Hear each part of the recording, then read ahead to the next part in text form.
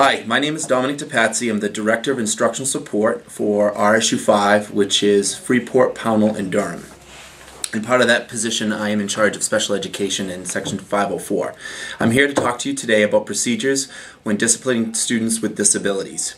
The procedural safeguards for when you are disciplining students with disabilities talk basically about if your child is suspended for over 10 days, you would have to do a manifestation determination.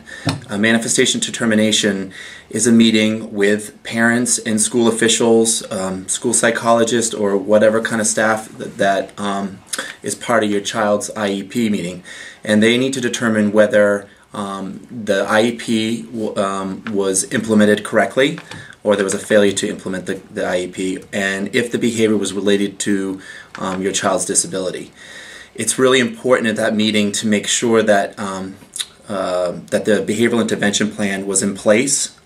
So parents, make sure that when you're looking at your child's IEP, or when you're looking into this meeting, make sure that the behavioral intervention plan is up to date. In that meeting, they have to make a determination whether the child's disability was directly a manifestation of the behavior. And if they do find that it was, then typically the student or the child will go back into their program. If they don't find it a manifestation, then they sometimes can be placed outside, and to make sure that's a change of placement. And if there's a change of placement and it's over 10 days, then that means that the school needs to provide services for your child or the student. And in that, they have to have access to the general curriculum, and their related services must be provided, as well as other parts of the direct instruction that's in the IEP.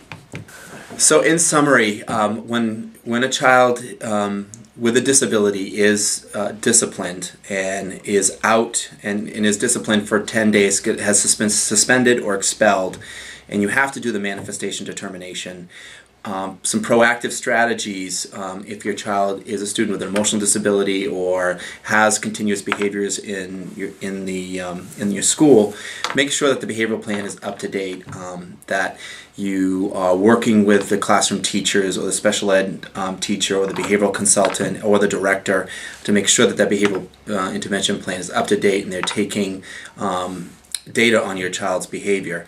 Also, make sure that if you do see an increase in their behavior or their targeted behavior is starting to rise, make sure a functional behavioral assessment could be done too, to help with some proactive preventative strategies so students don't have to be suspended.